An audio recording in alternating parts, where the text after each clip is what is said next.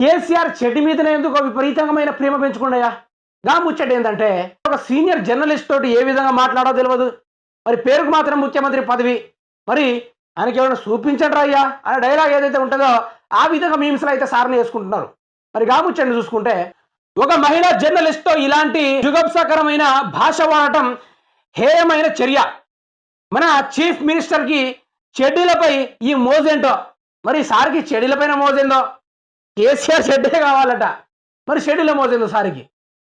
ఎంతగానో ఏమి వచ్చిందో సారికి ఒకసారి చూద్దామా ముచ్చట ఒకసారి. ఇక ఆయన అన్ని చెప్తాడమ్మా, ఆయన ఏమైంది ఆయన పాయింట్ ఎందుకు వేసుకున్నాడమ్మా, డ్రైవర్ మీద ఎందుకు తిరుగుతలేడు? ఒక లేడీ జర్నలిస్ట్ తోటి ఒక ముఖ్యమంత్రిలో హోదా ఉన్న రేవంత్ రెడ్డి గారు ఏ విధంగా మాట్లాడాలో ఆయనకు తెలియదో లేకుంటే ఏందో అని ఈ విధంగా ఒక మాట ఆమెతోటి మాట్లాడడం అయితే వ్యంగ్యం కాదు, సరైన పద్ధతి అయితే కాదు నాకు తెలిసి. మరి ఆయన పాయింట్